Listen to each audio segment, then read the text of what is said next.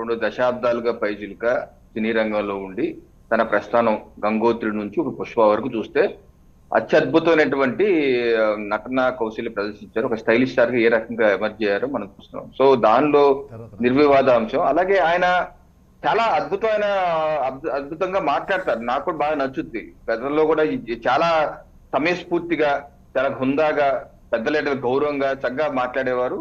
అలాగే mega compound నుంచి ఒక 12 మంది హీరోలు ఉంటే రామ్ చరణ్ గారు, అల్లు అర్జున్ గారు ఒక ఐకానిక్ గా తర్వాత తరం చిరంజీవి గారు అన్నదమ్ముల తరం కాకుండా ఒక ఐకానిక్ గా దేశవ్యాప్తంగా కాదు ప్రపంచ వ్యాప్తంగా రికగ్నిషన్ వచ్చిన వాళ్ళు. ఇప్పుడు అల్లు అర్జున్ గారు కానీ రామ్ చరణ్, నేను ఒకసారి కేరళ వెళ్ళాను 5 ఏళ్ల క్రితం.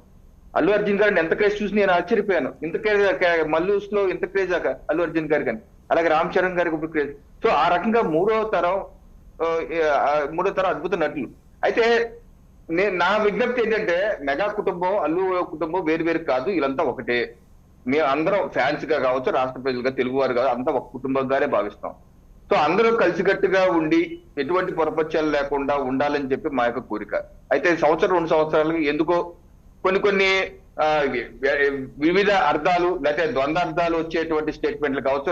దీని వల్ల ఏమవుతుందంటే ఒక తెలియని ఒక డివైడ్ క్రియేట్ అయ్యి ఈ మెగా అల్లు కాంపౌండ్ కుటుంబంలో ఒక పరద ఉన్నట్టుగా క్రియేట్ చేసి ఇంకా దాన్ని పెంచే కార్యక్రమం కొంతమంది చేస్తున్నారు. దీనివల్ల ఏమవుతుందంటే కింద స్థాయి ఉన్నటువంటి ఫ్యాన్స్ లో కూడా గొడవలు పెరిగే అవకాశాలు ఉన్నాయి. ఎందుకంటే మా చిన్నప్పుడు చూసేవాళ్ళు చిరంజీవి ఫ్యాన్స్ అని, లేకపోతే నందమూరి ఫ్యాన్స్ అని ఇద్దరు ఫైటింగ్ చేసిన వాళ్ళు, లేకపోతే కృష్ణ ఫ్యాన్స్ అని, లేకపోతే వేరే ఫ్యాన్స్ ఫైటింగ్ చేసి అటువంటి పరిస్థితులు గతంలో మా చిన్నప్పుడు చూసాం.